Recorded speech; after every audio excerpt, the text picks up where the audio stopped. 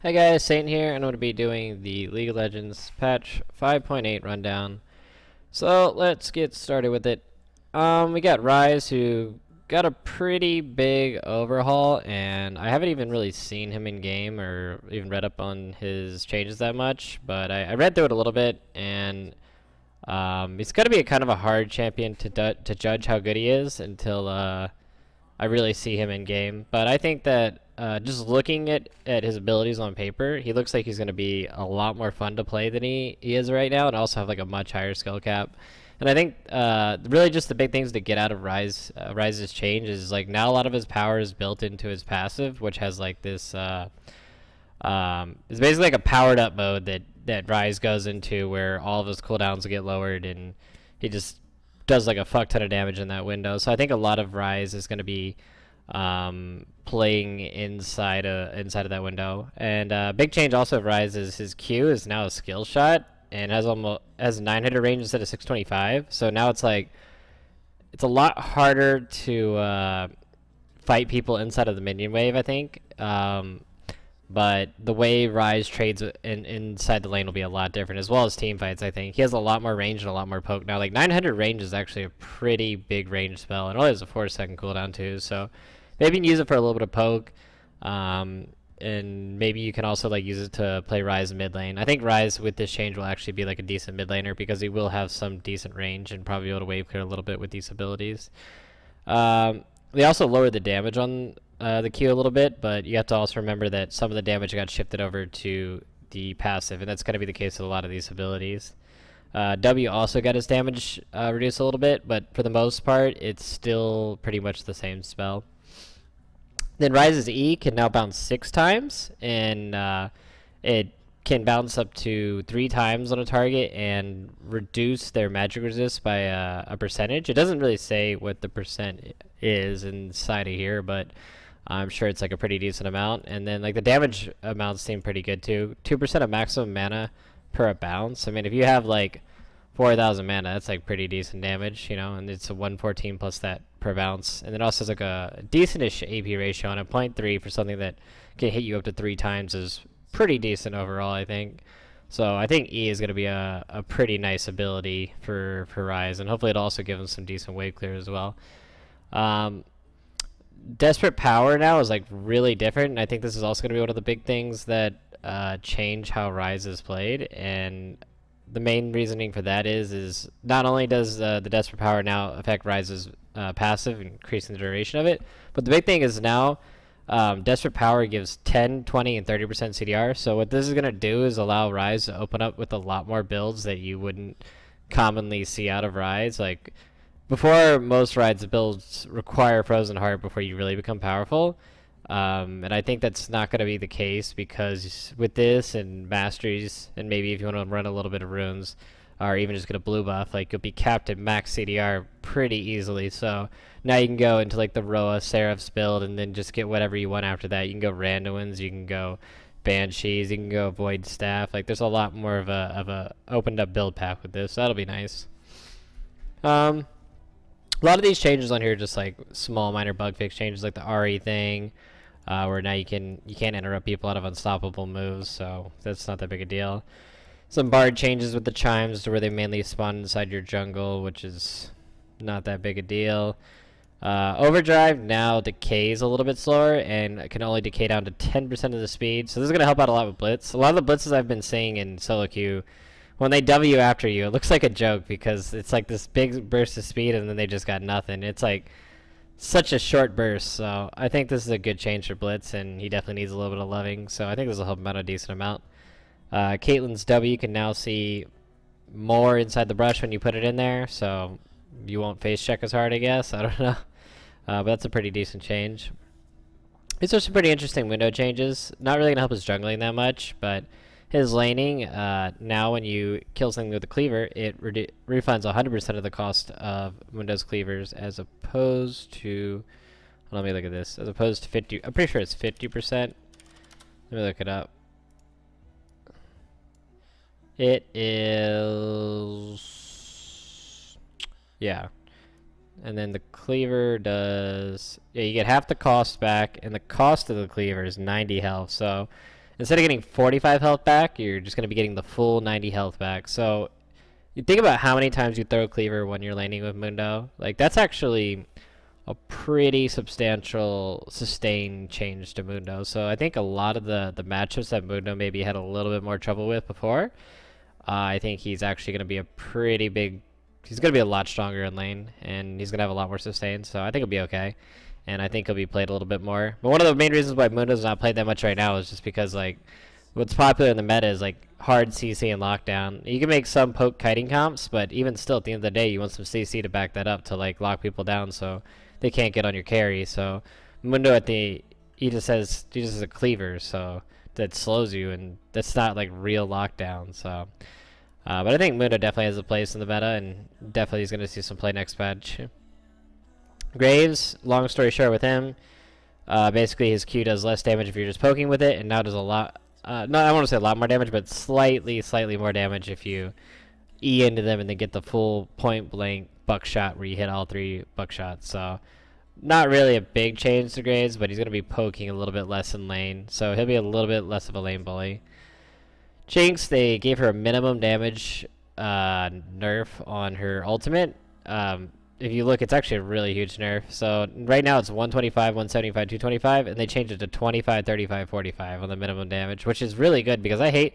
Basically how Jinx is fighting the team fight now is they, like, auto you once, throw the chompers and, like, W, and then, like, auto you again and ulti you. And if they crit on either of those autos, they just instantly kill you because the minimum damage is so low on the Super Mega Death Rocket. So, yeah, and also the bonus attack damage will be really low on that as well. So, fuck Jinx, dude. Jinx is just so annoying to play against if she starts going. So I'm really glad they nerfed Jinx.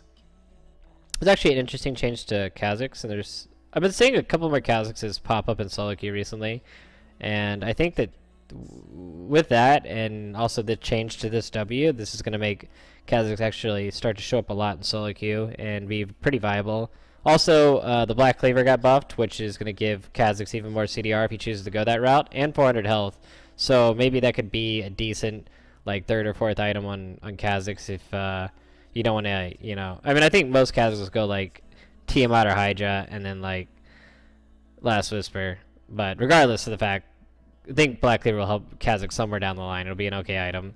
But I also think the Void Spike buff will help him out a ton as far as sustaining in the jungle goes. This will give him a little bit more oomph, and this will just make it to where you won't have to buy, like, as many health potions with Kha'Zix. Because right now, Kha'Zix's problem is you have to buy way too many health potions with him, and it just really hurts you because you don't have enough money to ward if you're not snowballing and going off. So Kha'Zix is a really great snowballing champion if he can get going, but yeah, this is just going to help him get going a little bit better.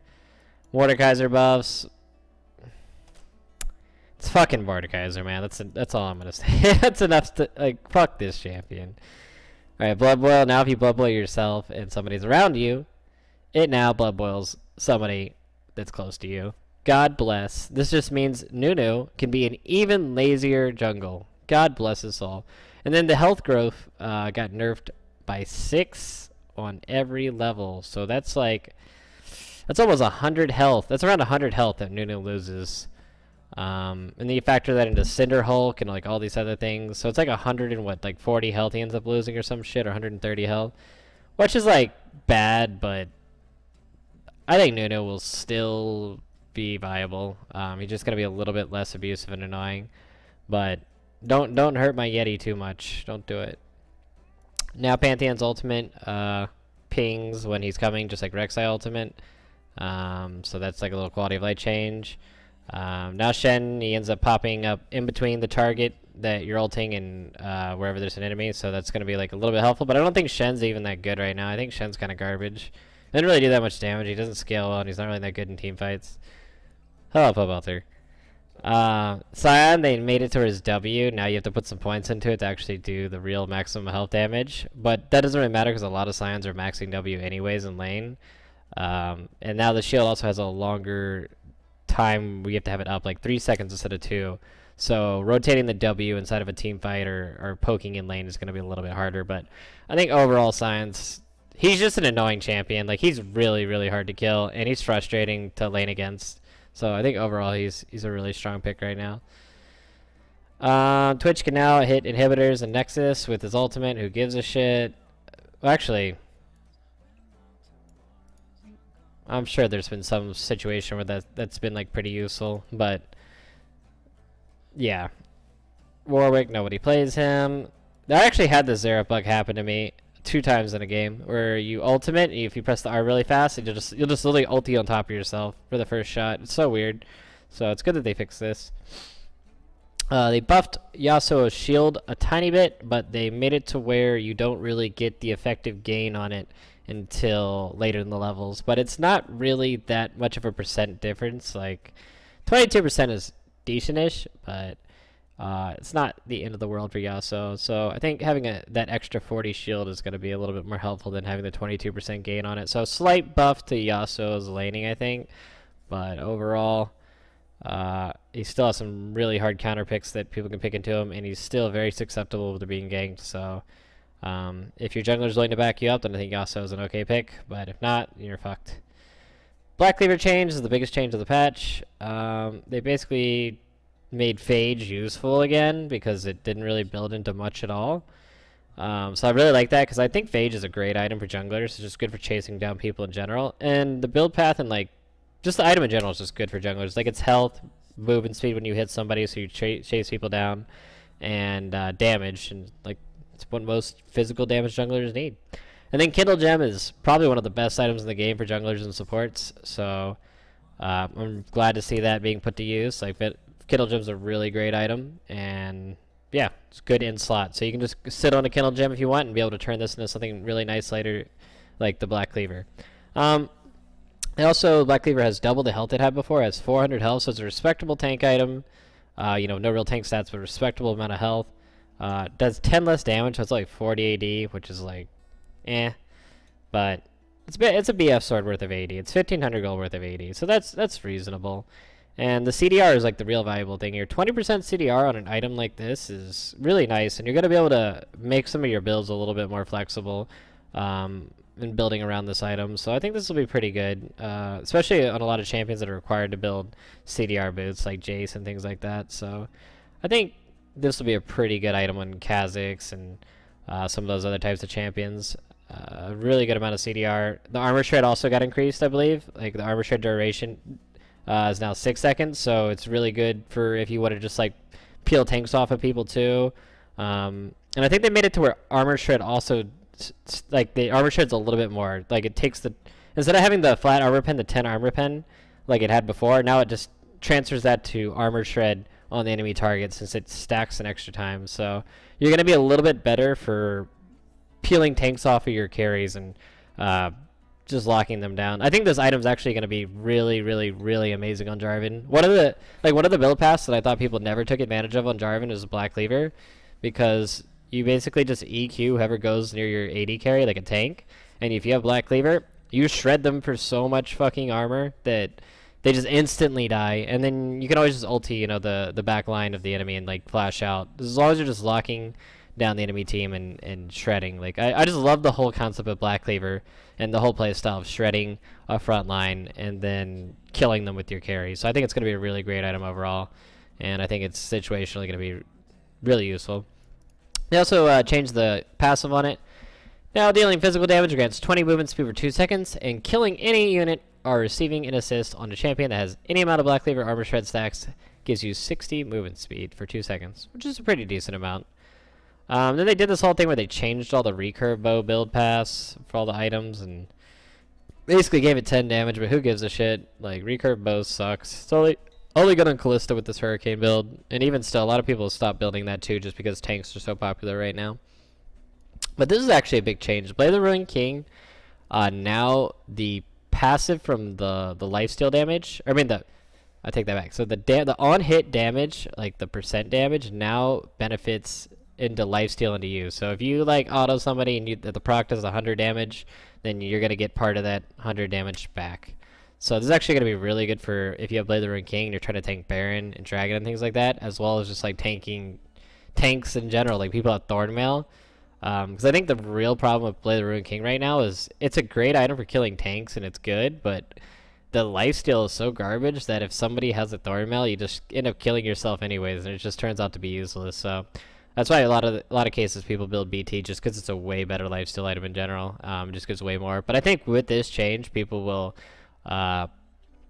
start to build a lot more the Blade of the Ruined King. So I think that's gonna be good overall. Let's see what else we got here. Wit's End. Yeah, it's all just changes with the recurve bow. Just crap. Righteous Glory got nerfed by 50 health.